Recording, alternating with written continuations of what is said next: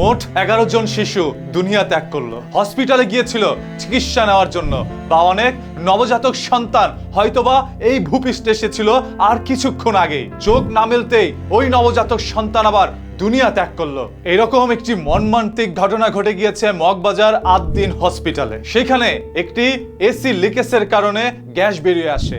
সেই গ্যাসে একে একে 11টি তাজা প্রাণ চলে যায় এবং আহতের সংখ্যাও ব্যাপক।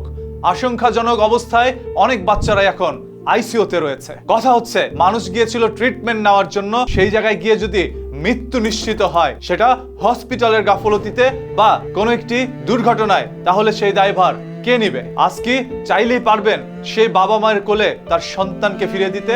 আজকে চাইলেই পারবেন যেই সন্তানটি 10 মাস 10 দিন গর্ভে ছিল এই দুনিয়ার আলো দেখার জন্য? মা যেই কষ্ট করেছে সেই সন্তানকে গর্ভে ধারণ করে এবং ভূপৃষ্ঠে আনার জন্য মা যে যন্ত্রণা সহ্য করেছে, সেই যন্ত্রণা আর সেই বাচ্চার জীবন পারবে কি রাষ্ট্র ফিরে দিতে? পারবে কি ওই হসপিটালের কর্তৃপক্ষ সেগুলো ফিরিয়ে দিতে? যদি না পারেন তাহলে এইরকম ঘটনা কিভাবে ঘটলো? ওই হসপিটালে থাকা সেই সন্তানের বাবা মারা অভিযোগ করছে, আমার সন্তান যখন সেই অক্সিজেনে নীল হয়ে যাচ্ছিল তখন আমি ডক্টরের কাছে নিয়ে গিয়েছি, ডক্টর তাকে ট্রিটমেন্ট দেয়নি। ভিতরে নিলাম বাদে আমাদের বাচ্চাটা জীবিত রাখতে পারলো না। ওরে নিয়ে আসে দেখি ওর মুখটাও নীল হয়ে গেছে।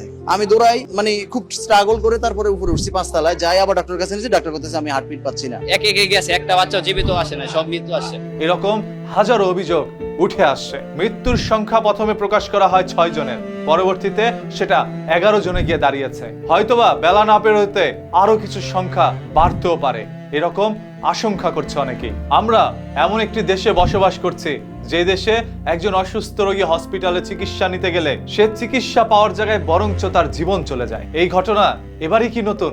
না, পূর্বে বাংলাদেশে এরকম অহরহর ঘটনা ঘটেছে। পত্র পত্রিকা খুললেই দেখতে পারবেন প্রতিদিন কোথাও না কোথাও হসপিটালে বিনা চিকিৎসায় মানুষের জীবন যাচ্ছে। আজ হয়তোবা সেই হসপিটালের এসির গ্যাস লিকেজ হয়েছে, আপনারা চাইলেই সেখান থেকে বাচ্চাগুলোকে হয়তোবা উদ্ধার করতেও পারতেন, বা এমন কোনো চিকিৎসায় নিয়ে আসতেন যাতে করে সেই বাচ্চাগুলো বেঁচে যায়। আপনাদের এই ভুলের কারণে কেন প্রাণ যাবে এতগুলো শিশুর? এই 11 জন শিশুর মধ্যে এমন কি কেউ হতে পারতো না যে দেশের জন্য ভূমিকা রাখতো? এতগুলো স্বপ্ন ধূলিসাৎ করে দেওয়ার জন্য আসলে কারা দায়ী? আগামীকাল একটি ঈদের দিন, হয়তোবা বাবা মার মনে ছিল এক নতুন আনন্দের ছোঁয়া, আর এই দিনেই তার সন্তানকে হারিয়ে তাদের ঈদটা কেমন কাটবে, তাদের পুরো পরিবারের ঈদটা কেমন কাটবে, সেই চিন্তা কি রাষ্ট্র করেছে? যেই ছোট্ট শিশুগুলো আজ জীবন দিয়েছে, হয়তোবা তারাও ঈদে আনন্দের সাথে ঈদটি উদযাপন করতেন, তবে সেটাও হলো না। আসলে সবকিছুই আমাদের কপাল, আমরা এমন দেশে বসবাস করছি।